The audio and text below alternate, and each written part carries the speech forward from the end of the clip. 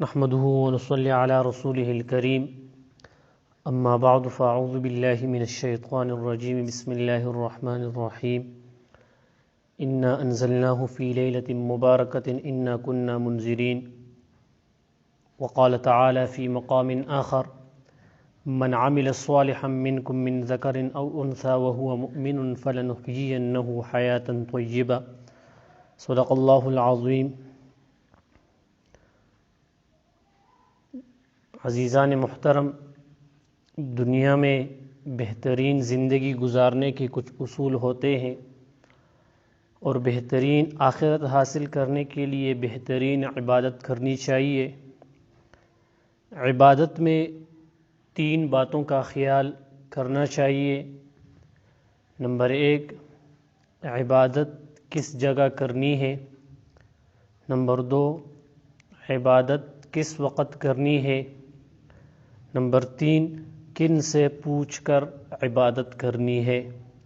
اس لیے کہ بسا اوقات وقت کے بدلنے سے عبادت کا اجر بدل جاتا ہے اور جگہ کے بدلنے سے عبادت کا اجر بدل جاتا ہے، تو کسی شریعت کے ماہر سے پوچھنا چاہیے کہ کس موقع پر کون سی عبادت کرے۔ 15 شعبان کی رات، جس کو عام طور پر شب برات کہا جاتا ہے، شب کا معنی ہے رات اور برات کا معنی ہے بری ہونا، یعنی شب بارات ایک ایسی رات ہے کہ جس میں آدمی صحیح معنوں میں توبہ کرے تو وہ گناہوں سے پاک اور صاف ہو جاتا ہے۔ مختلف احادیث میں شب بارات کے بارے میں فضائل وہ آئے ہیں۔ حضور اکرم صلی اللہ علیہ وسلم کے سارے ارشادات کو جمع کرے، ساری روایات کو جمع کرے، احادیث جمع کرے تو اس میں 2 باتیں ہمیں سمجھ آتی ہیں۔ نمبر 1، اس رات کو قیام کرنا چاہیے اور دن کو روزہ رکھنا چاہیے۔ رات کے قیام کا یہ معنی نہیں ہے کہ پوری رات قیام کرے، رات کے قیام کا یہ معنی بھی نہیں ہے کہ مخصوص تعداد میں رکعتیں پڑھے، رات کے قیام کا یہ معنی بھی نہیں ہے کہ ہر رکعت میں مخصوص آیات اور مخصوص صورتیں پڑھے۔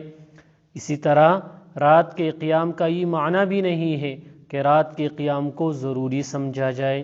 اسی طرح 15 شعبان کا روزہ ہے، اس کا معنی بھی صرف اتنا ہے کہ روزہ رکھ لے تو بہتر ہے اور مستحب ہے، اور اگر کوئی نہ رکھے تو گناہ نہ سمجھے، روزہ رکھنے کو ضروری نہ سمجھے اور رمضان کی طرح سحری اور افطاری کا باقاعدہ اعلان نہ کرے اور اجتماعی سحریاں اور افطاریاں کرا کے رمضان کے روزے کے مشابہ نہ بنائے۔ ان چیزوں کا خیال کرنا چاہیے۔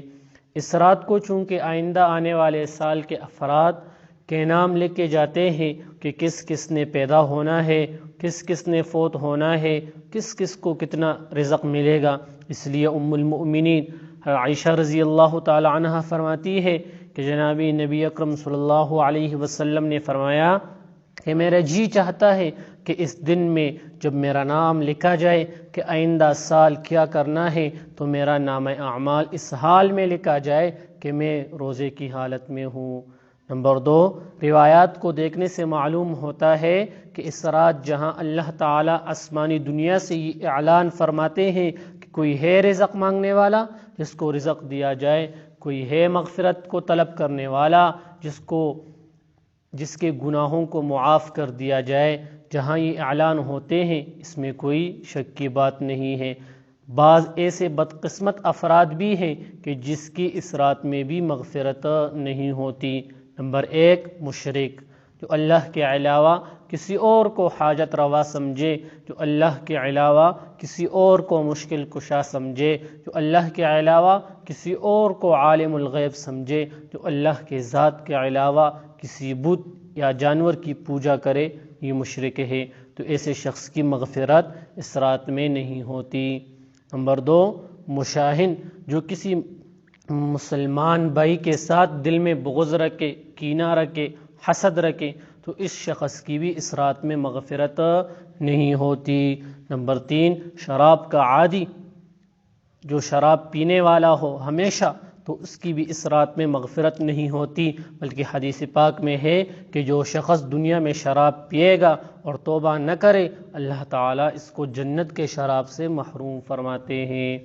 نمبر 4، وہ شخص جو شلوار ٹخنوں سے نیچے رکھے، تو ایسے شخص کی بھی اس رات میں مغفرت نہیں ہوتی، چاہے وہ شلوار ہو، پائجامہ ہو، پینٹ ہو، تہبند ہو، لنگی ہو، کوئی بھی کپڑا ہو جو بندہ پہنتا ہے، اس کو ٹخنے سے نیچے کرنا مرد کے لیے حرام ہے، عورت کے لیے ٹخنا ظاہر کرنا حرام ہے، اور مرد کو ٹخنے کا چھپانا حرام ہے۔ یہاں پر ایک مسئلہ سمجھے کہ ٹخنے کو چھپانا حرام تب ہے، اس کے لیے 2 شرائط ہیں۔ نمبر 1، نازلن، کہ کپڑا اوپر سے نیچے جائے، اوپر سے نیچے جائے۔ نمبر 2، قائمن، کہ بندہ کھڑا ہو۔ اگر وہ شخص بیٹھا ہو یا لیٹا ہو پھر ٹخنا چھپا لے تو کوئی گناہ نہیں ہے۔ اسی طرح جراب یا موزہ جو نیچے سے اوپر کی طرف آتا ہے، جو نیچے سے اوپر کی طرف آتا ہے پہننے میں، اور وہ ٹخنا چھپا لے تب بھی کوئی گناہ نہیں ہے۔ یہ مسئلہ انتہائی لازمی ہے۔ تو جو شخص شلوار کو اپنے ٹخنوں سے نیچے لٹکاتا ہے تو ایسے شخص کی بھی مغفرت نہیں ہوتی۔ نمبر 5، قاتل، جو ناحق کسی کو قتل کرنے والا ہو۔ نمبر 6، قاطع الرحم، اس سے مراد وہ شخص ہے جو دنیاوی بنیاد پر تعلق توڑے، اور اگر شریعت کی وجہ سے تعلق توڑے وہ اس کے اندر داخل نہیں ہے۔ کبھی رشتے کا جھگڑا، کبھی زمین کا جھگڑا، کبھی کسی چیز کا جھگڑا، تو ایسے شخص کی بھی مغفرت نہیں ہوتی۔ نمبر 7، والدین کا نافرمان، تو ان میں سے ایک کا ہو یا دونوں کا، تو ایسے شخص کی بھی مغفرت نہیں ہوتی۔ نمبر 8، زنا کرنے والی عورت یا مرد اس رات میں اور دن میں رات کا قیام کرے، حسب توفیق نوافل پڑھے اور روزہ رکھے، اور اگر یہ کام نہ کر سکے تو پھر عشاء کی نماز جماعت کے ساتھ پڑھے، سنت کے مطابق سو جائے، اور فجر کی نماز جماعت کے ساتھ پڑھے، اور دن میں گناہوں سے اپنے آپ کو بچائے۔ وآخر دعوانا ان الحمد للہ رب العالمین۔